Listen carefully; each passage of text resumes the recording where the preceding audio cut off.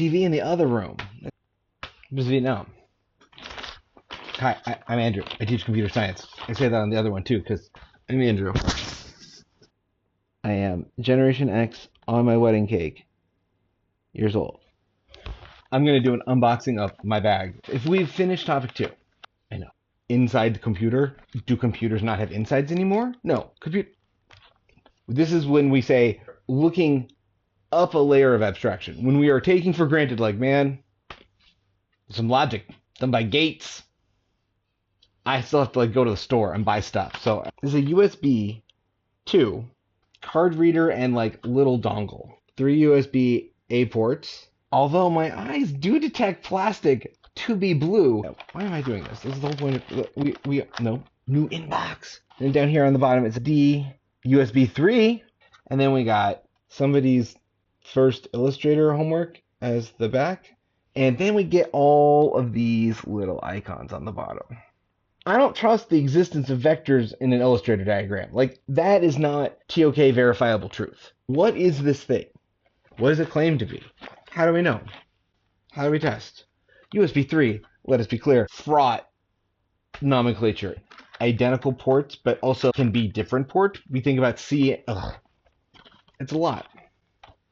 So, I would assume that part and parcel of CMK and Maker Experience for workshopy settings will have USB cables that 2-wire jank. This is another one of those.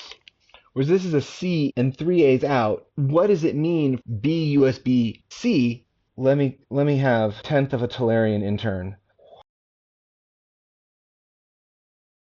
USB C has a lot of symmetric wires in there because it could be an invertible cable.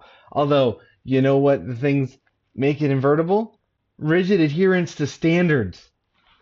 Do you know what I don't always expect out of €8 or flea market chargers or Hong Kong marketplace character USB drives? Is rigid compliance with professional and commercial standards.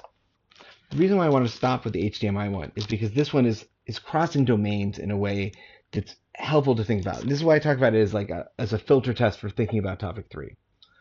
There's a lot of vocab and a lot of specific nouns. The depth that's required is similar to topic 2. We want to know that you swim there, but we don't need you to necessarily have inventoried the sea.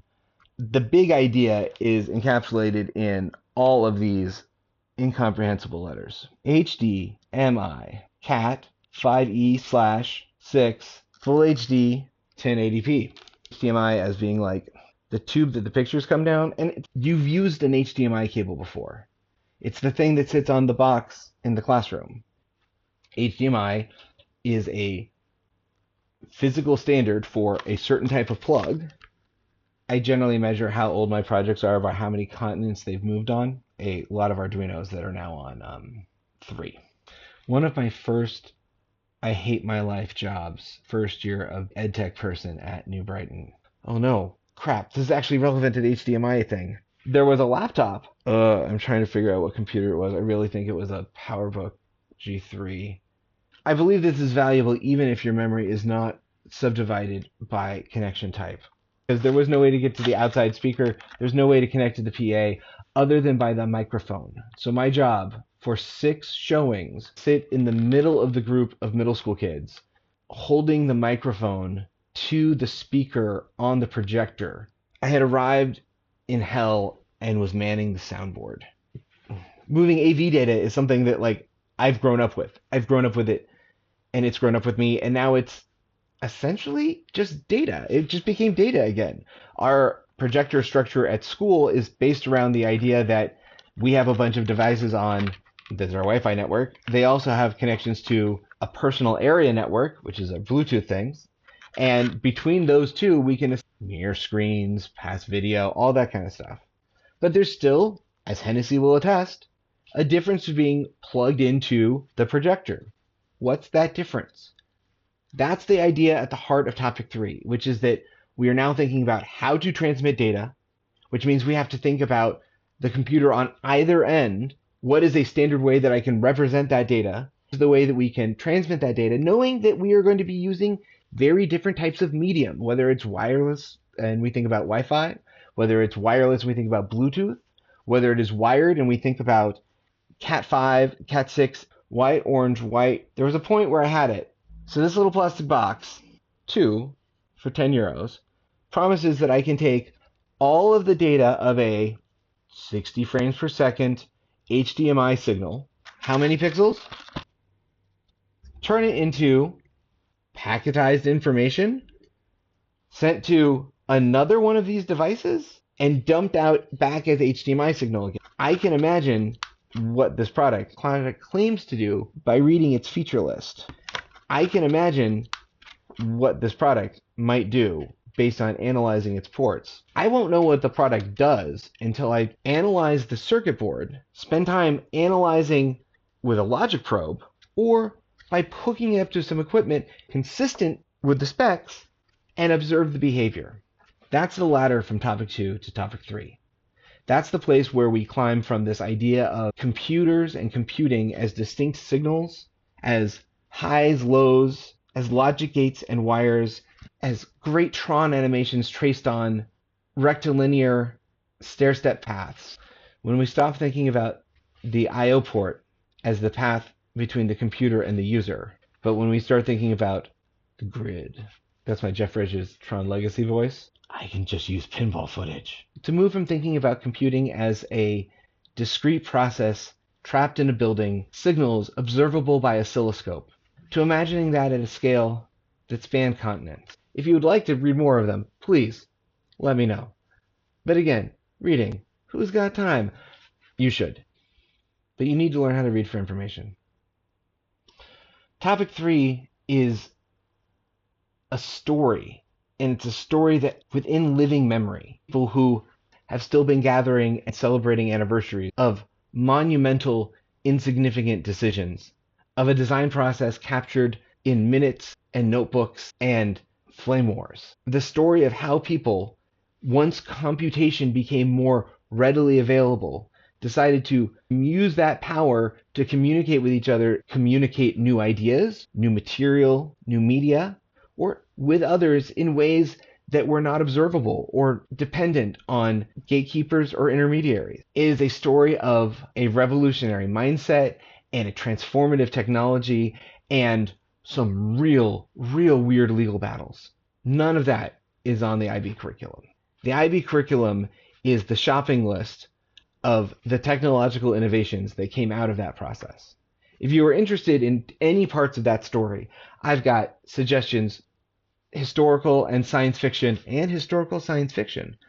Start with the Cory Doctorow Little Brother series, where the wizards stay up late. Why do I pay more for the Anker cables? Why do I pay more for the Logitech cameras? Why am I buying a brand? If I performed the science on this and found it to be lacking, do I have any recourse?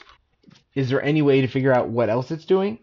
The standards, HDMI, defines a whole lot of rules for saying this is what has to happen. When you buy it for $10, how much do you think of that price they put into certification, verification, and rules enforcement? I sometimes question the market incentives for this entire market. I'm raised by a libertarian economist. I have an appreciation for the pure pencil production level that can make this little device available to me here.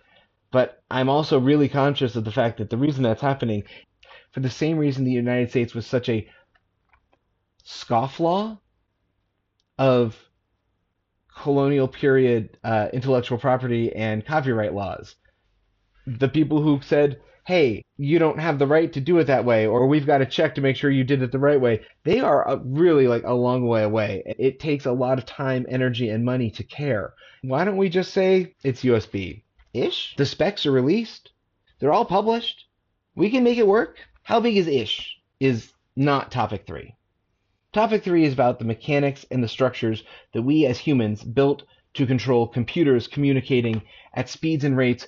We needed to build something so watertight, a system of logical rules so coherent that it could be implemented 10,000 times faster than human speed, adaptable from a network that had protocols, tools that have grown from collaborative grad school project where lost mathematicians and logicians were taking notes that defined the protocols that connected the world, of a series of satellites that encircles the globe.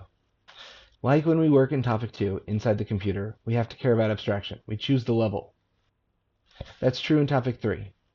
Everything we look at exists, and you can trace it back down, really, honest and true, to zeros and ones, to pulses going down wires. They do go down that far. It's important to know that they do. It's important to look at some of the ones that we use every day and get a sense of at least the rough shape of the zeros and ones. Not for every packet, not for every idea, but just, have you seen a fish? Yeah, I've seen fish. Fish live in the water. That's great. Have you seen an octopus? They also live in the water. If you've seen a fish, you should really see an octopus to get you thinking about lives in the water a little bit more broadly. If those two ideas seem a long way away, take a solid tour through all the parts that matter. We're going to go through the IB curriculum, and we're going to talk about all of the things that you use every day and really try to explore a little bit of the detail underneath it. The vocab will be clear. You'll know what to memorize. You'll know what to pass with.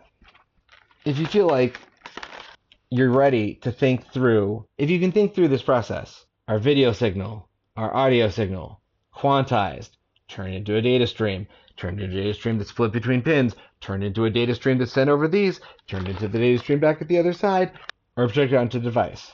And you can think about the existence of Twitch.